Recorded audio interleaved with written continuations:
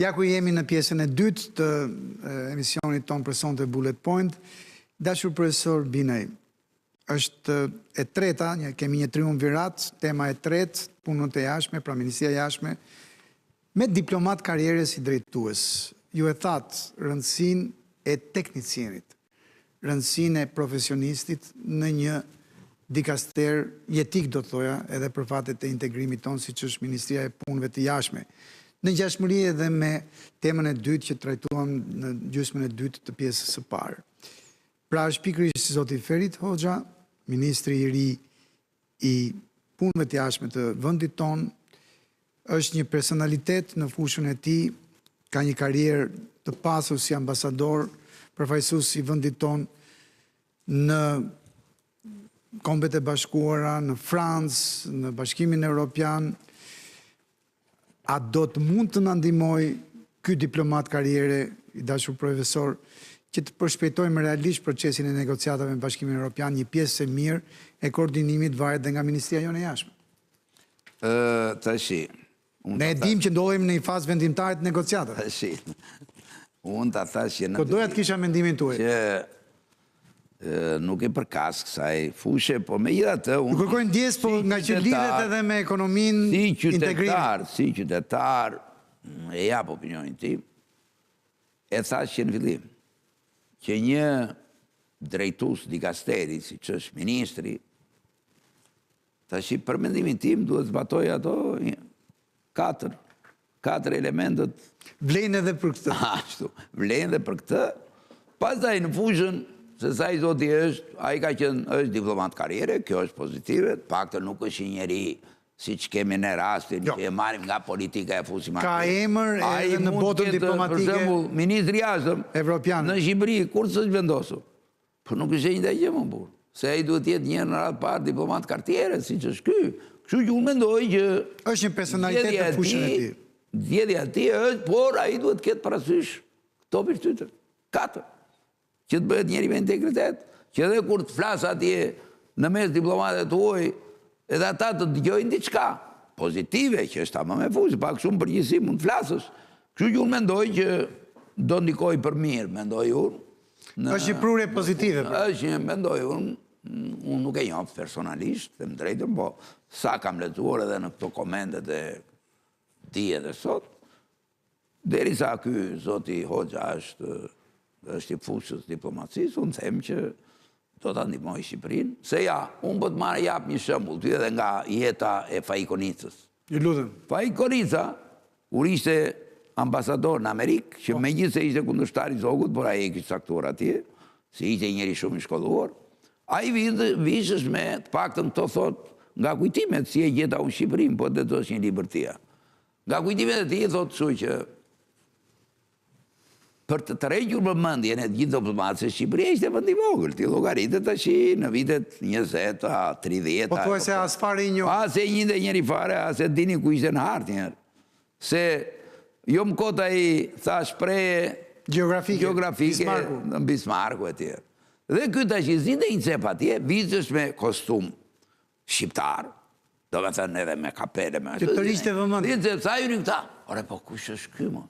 E venin atje tash, këta e takonin këtë, dhe ky është ministri diplomat Fajkonica, sepse Fajku ishte i njohur edhe në gazetari Albania e tjere tjere. Personalitet i kozë, këtë eksperiencë, këtë shkallë njohje, se tash kjo bëhet edhe me simpatira o burse, nuk bëhet edhe ai tjetri që nesër do ngrër votën për ta futur. Marrëdhëniet njerëzore, shiko, edhe ai tjetri, edhe ai ministri jashtëm për shembull i një vendi X apo Y, kur të ngrët dorën, ore thotë, shiko, se Shqipëria ka njerëz të mençur, vërtet ka dhe korrupsione tjere, që po e lufton, po shiko çfarë njerëz i bie këtu në tavolinë.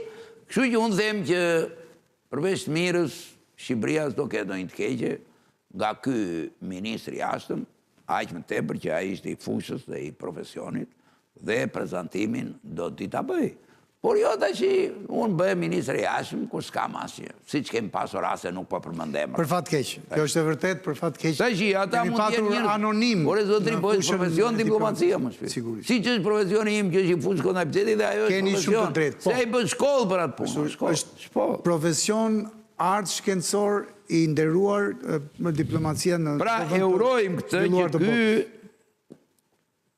Se edhe fjala sherifit, ishtë do thot apo jo? Sherif do thot polic në korët fjala sherif.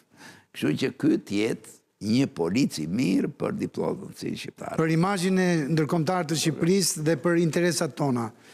A do të arrijmë në fund kemi me këtë diplomat karriere dhe një diplomaci më ekonomike? Ju e dini që diplomacia jonë ekonomike nuk ka qenë fort rezultative. Duhet dime dhe i tash se ky duhet zgjedhë dhe stafin e vetë, se s'do i bën gjithë punë. Pra duhet zgjedhur edhe diplomatët që kemi andej këtej, që ata të mos jenë caktuar me përkatësi politike të djetu, por këtë mundohet që të bëj një shoshitje dhe të saj, sidomos të njerëzve i shkarën vetës, që nga zonë ministrat, apo drejtorët... Për zgjedhje element cilësor. Pra, trimi mirë me shok shumë. Kjo të shi nuk e di. Pastaj se qa presioni mund të ketë ai në këtë lloj për zgjedhje, se varet e punë. Se jo duhet jetë ky është miku Fidan, po i pak shu ai më të shkoj. Jo, ai qikoj punë vetë. E thot edhe këtë rast popullit. Dhe të bëj zgjedhjet, se fundit nuk bëhet puna me njeri, me i lule nuk vjen pramera. Sa doj zotit tjetë i nderuari po ta rrethoj veten me këshilltar të Zot, me drejtues të Zot, do ja dalim. Aq më tepër me këta që janë ambasador në vendet kryesore, siç është Franca apo Gjermania. Aty duhet mbështetet, aty duhet ketë... Domethënë në këto vendet kryesore të Europës, me qëllim që ai të bëj punën e vet. Sigurisht, partneriteti strategjik që duhet kemi.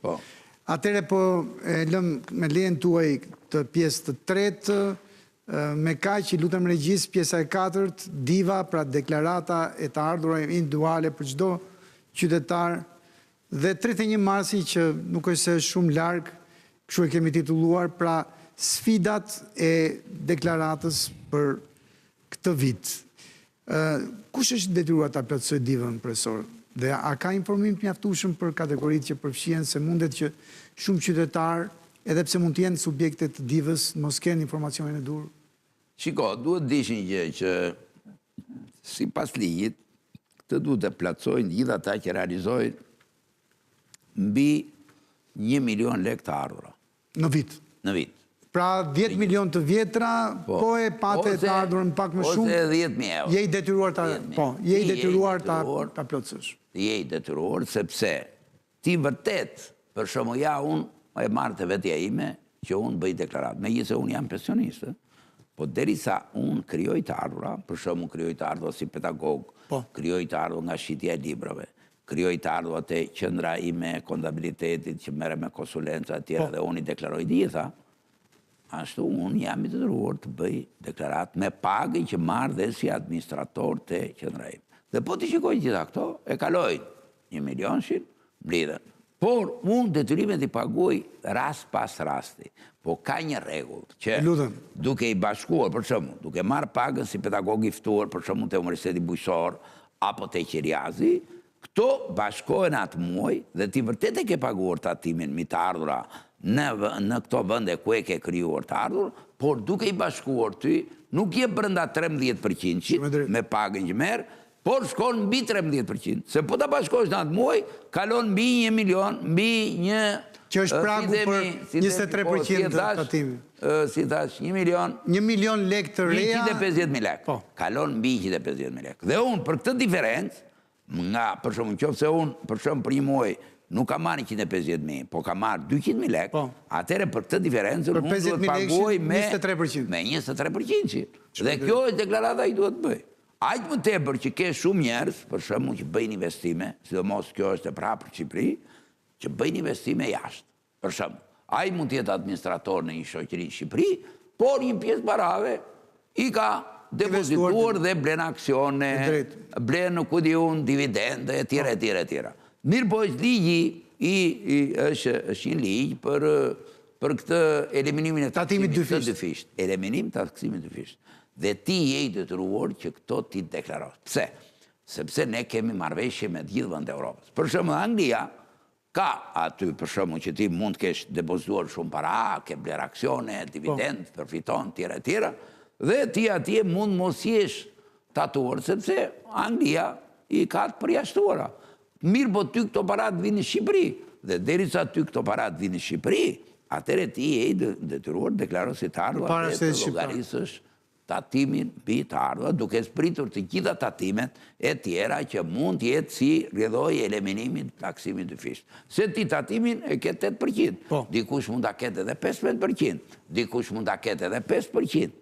Kështu që ti je i detyruar të bësh deklaratë që të flësh qetë dhe në çdo moment ti të jesh i pastër dhe të mos kesh konflikt interesi. Unë për veten time jam pensionist dhe bëj çdo vit dhe paguaj sa më ngelet. Se unë i paguaj këto, po duke i mbledhur ato gjitha bashkë dhe kaq. Profesor, kjo është. Sa efektiv është verifikimi i këtyre deklaratave, sepse janë në pozicionin që marrin të ardhura gjatë vitit më shumë se 1 milion lekë të reja. Për mua pozicion të rëndësishëm. Me 10 mijëra individ. Banga.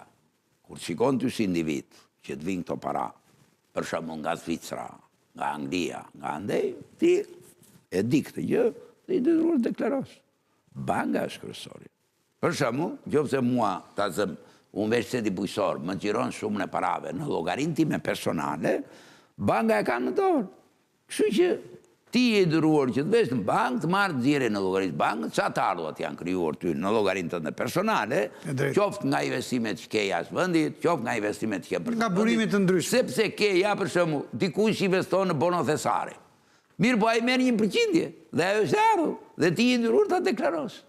Edhe pavarësisht se ty në moment banka të mban 15%, kur ti e merr atje që është tatim burim, 15%, ti ja ke dhënë asaj, po duke i bashkuar ti në atë muaj, vete shuma mbi 150. Dhe të lind detyrimi i deklarimit. Ti që të paguash një diferencë. Dhe këtë ti duhet ta bësh me ndërgjeje që të mos ke. Unë kam pas edhe korekt mirë që nuk e kam bërë këtë deklaratë dhe u ka ardhur gjoba. Këtë doja ty pyesë. A ka pasojë reale mos deklarimi? Ka pasojë reale mos i pasojë. Po deklarimi i rrem? Sepse ai merr dhënat për shkak nga banka. Dhe ti thua, ore, në këtë llogaritë bankës të për shembull personale ta gimbiraj, më jep mua sketër, ka detyrim ligjor. Pra e verifikon, tatimoni ka tatimoni ka drejt ta verifikoj. Ti ke bile se ajo i ka gjitha lidhjet dhe kodet, mund verifikoj ty. Dhe ti pastaj thua, ore, ç'më jeti mua ja siç kisha njëri unë, do më falin mua gjoba tash që se kam deklarat apo jo. Se ja gjendjen gjitha, tak e kishe kputur. A kontribuon diva në rritjen e besimit publik tek shteti? Po, sigurisht që se shiko, se ta që IVA, si që ka dhe ja shtetit, për shumë, përsa ne se kemi arritë të nivel, që në kjo janë disa lloj shpenzime që duhet përballuar. Për shumë, mund të jetë shpenzim shëndetësor, si që është përcaktuar dhe në deklarat, që duhet zbritën. Kështu që ai, në kjo se fiton më pak të ardhur se sa këto shpenzime që ka bërë, atëherë shtetit kompenson. Po, në Amerikë, për shumë, që unë e di shumë mirë si funksionon, në Amerikë vjen çeku i shtëpisë, ka nevojë të bërë si të marrë çande këtej. Po, ai të bën llogaritje, mbas deklaratat, diferencën ta çon atje. Në qoftë se deklaratat personale nuk është rregull dhe ai vërteton shkelje, pastaj ha gjobat. U mbyll filmi. Pra, ai ta jep atë që takon, por ka dhe drejtën e verifikimit. Që ti si e ke bërë këtë deklaratë personale, se ky quhet vetë deklarim. Se ai nuk ka tash fuqi shteti tash të ndjek ty se çfarë bën. Prandaj quhet vetë deklarimi, vetë ndërgjegje. Pyetja e fundit të temës së katërt, dashur profesor. A është sistemi i deklarimit të divës mjaftueshëm i digitalizuar dhe i sigurt apo mundet edhe të ndërhyet në të? Tash un kam kaq vjet që bëj deklaratë s'kam parë më ndryrë. Nuk ka patur rast. Po nuk ka tash. Ore, mund të ketë edhe raste, ore, se çfarë bën se ja unë isha në një udhtim malazi në një kongres, i dash asaj numërin, atë kodin e bankës, edhe ajo blinde me parat e mia, që i kisha unë kartë, blinde online. Edhe u qatë ere, nuk bëja si veprim me kartë, me bankët, po vete atje, firmon letrën kaq. Ta shi ka dhe gjera tila, dhjeta e punë. Por, në përgjithësi, unë them që sistemi është mbrojtur, ka elementin e sigurisë. Atëre me lejen tuaj, po kalojmë në temën e fundit, por jo për nga rëndësia, rivlerësimi 5.000 kontrata shitblerje që marrin frym sepse u kalua gati 1 muaj, 2 muaj po mbushen, që nga fillimi këtij viti, siç ishte deklaruar, do të niste një rivlerësimi, po nuk mund të niste dot pa një udhëzim përkatës të Ministrisë së Financave, më në fund ky udhëzim erdhi.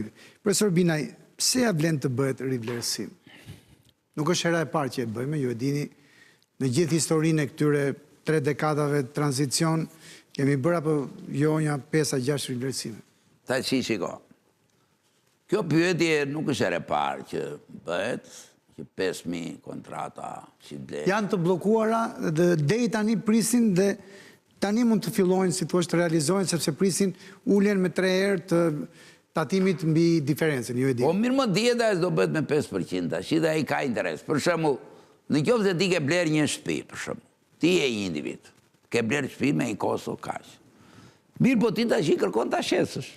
Mirë po tregu tash i është rritur. Ti mund ta kesh blerë para 10 vjetë sot. Dhe me këto çmimet janë tash i është rritur. Atëherë ti bën një rivlerësim dhe këtë diferencën midis asaj që ke regjistruar në hipotekë dhe që ke kontratën e blerjes, dhe blerjes reale prons. Rrit 2 fiq, këtë diferencë do paguash 5%. Por ti ke interese nesër kur ta shesësh me këtë diferencë, ti pastaj do paguash më pak. Pse? Se mund t'i rritet prapë çmimi i asaj. Mirë po, çmimi i blerjes yti nuk është më ai pari që mund ishte 40.000 euro, po do jetë ky i rivlerësuari. Dhe nëse ta zëm ky i rivlerësuar, për shembull i pari ka qenë 40 euro. Ky tjetri është 60 euro. Dhe ti tash për këtë rivlerësim do paguash tatimin 15%, sa e ka ajo? Jo, 5%. Në rregull? Mirë po ky, mbas 2 vjetësh, nga 60 u bë 80. Atëre ti nuk do të nisesh tash nga baza 40, do nisesh nga baza 60. Atëre ti thua 60, 80 ju bë çmimi. Minus 60, ti do paguash 15% për këtë diferencë. Kështu që individi ka interes ta bëjë këtë. Sidomos ata që kanë disa apartamente dhe kërkojnë të shesin një pjesë, sepse nuk i shfrytëzojnë. Për shembull, nuk jepet me qiratot, ose erdhi qiraciu, iku qiraciu, etj.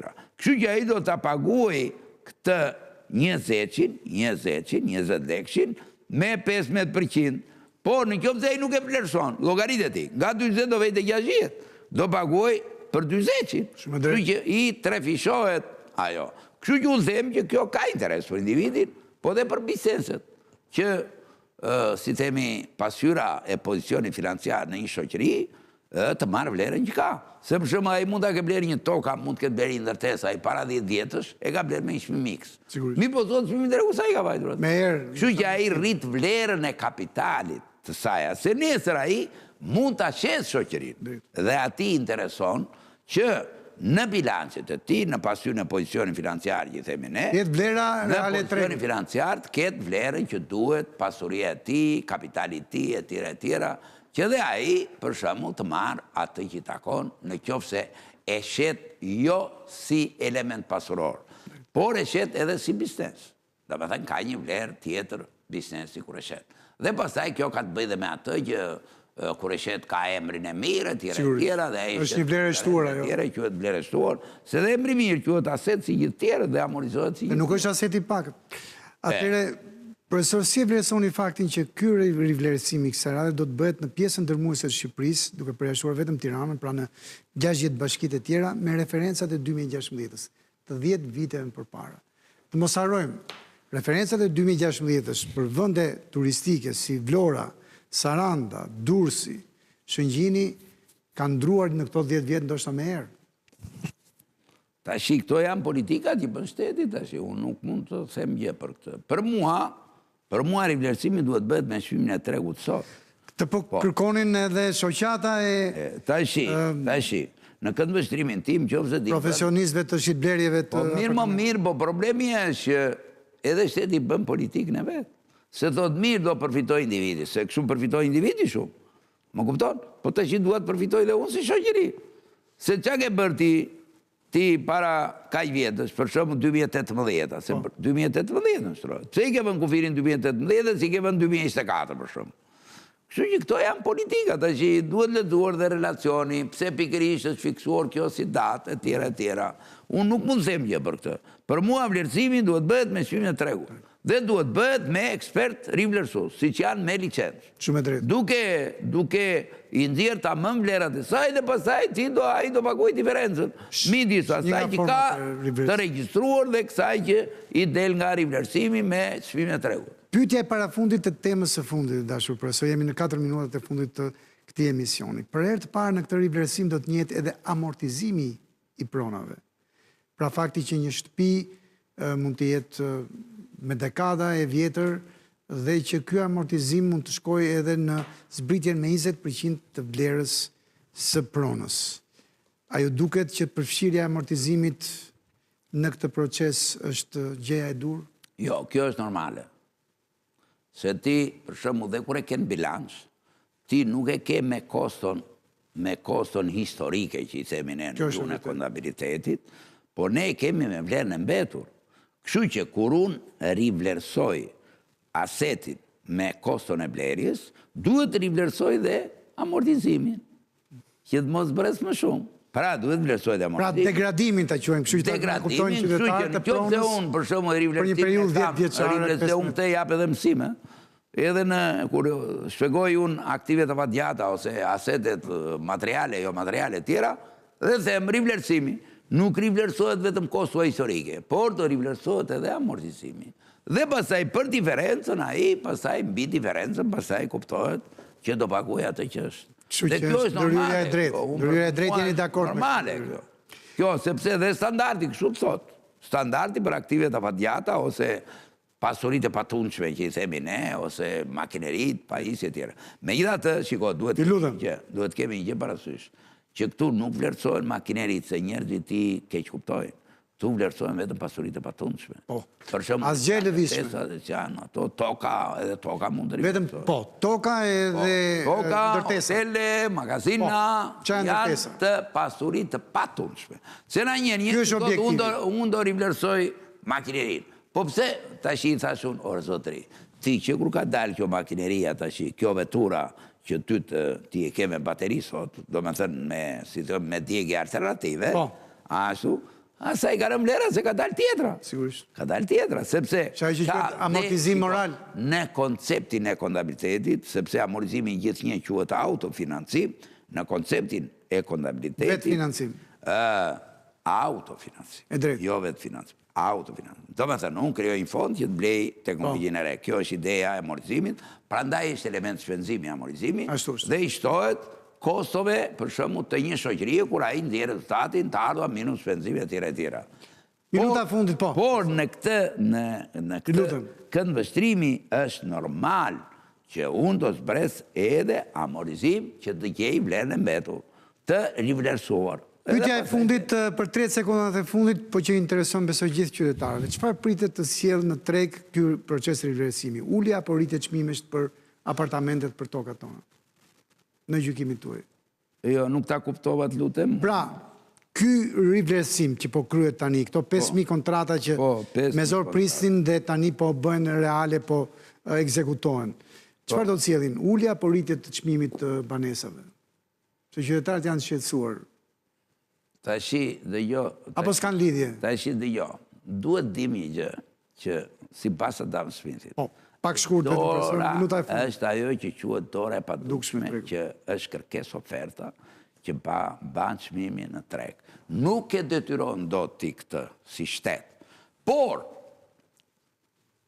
ajo që kryesore, dhe ja unë kam lexuar atë një libër të këtij francezit, që është Kapitali i shekullit 21, dhe pikërisht ai e trajton këtë gjë. Por, në qoftë se ti bën një rivlerësim të tillë dhe duke paguar më pak taksa, ti do krijosh në një farë mënyre që ti do me thënë të shitesh shumë nga këto. Pse? Sepse tash ti, për shembull, nëse ti ke një stok pallatesh, ti do të detyrohesh paguash qira. Dhe vetëm nëpërmjet në këtë libër që thash, Kapitali i shekullit, vetëm nëpërmjet taksat mund detyrosh që ai të ulë çmimin. Pse? Se tash ai mund të ketë ta zëm ku di unë 100.000 metra katror. Ka një mit që mund të nasë të pashitura, duke i taksuar unë ato për metër katror. Do ai do ta shesi. Po varet a ka kërkesë, se ne tash me të drejtën tregun e kemi mbushur. Dhe ne akoma po ndërtojmë. Tash kam unë një kërkesë kaq të madhe që të përcaktoj një ofertë tjetër këtu, se është kërkesë oferta, është dora e padukshme. Pra këtë e komandon tregu, nuk mund ta komandoj unë si individ, as shoqëria. Se ne duhet jemi realist, nuk është shteti, ore shteti në një demokraci nuk ka rol të drejt për drejt. Roli i qeverisë, roli i shtetit është i tërthor. Pra, pse se ka dhe organet tjera, qeveria përbën një kolon të shtetit, që themi ne shtetin e të drejtës. Kështu që nuk e komandojnë qeveria do të, asë unë se komandoj. Ti ke dhe këto, për shumë, edhe rritjen e pagave, nuk e komandojnë do të shteti, ore. Kjo bëhet me bindje. Por unë i them, o zotri, po, unë kam një drejt, për shumë si tatimor, se them. Pak shkurt, profesor, si jemi këtë 30 sekonda. Unë përdor një shpreje të tillë, që ti, o zotri, je po shmimit tregut, dhe duke qenë që ti je po shmimit tregut, për punonjësit, unë kam të drejt të qoj deri këtu me metodë alternative. I them unë. Kështu që them, urdo, ja ku i ke pagat referuse të gjithë, kështu që ti qohet deri këtë ndërtimja ka kaq mesatare, këtë tjetër ka, ti je shumë poshtë, edhe ligji mua, procedurat tatimore, ma lejon këtë, kur ti je poshtë çmimit mesatar të tregut. Unë kam të drejtë të rivlerësoj. Se dhe puna çmimesh. Çmimesh puna. E morën mesazhin profesor që ka dhe mundësi të kemi pak ulje të këtyre çmimeve. Profesor Binaj, ju faleminderit që ishit me ne sot në Bullet Point. Edhe unë ju faleminderit për këtë mundësi që më datë, shpreh opinionin tim për këto probleme. Ju faleminderit edhe një herë profesor. Të nderuar teleshikues, ju faleminderit që na ndoqët dhe mirupafshim në takimet e ardhshme.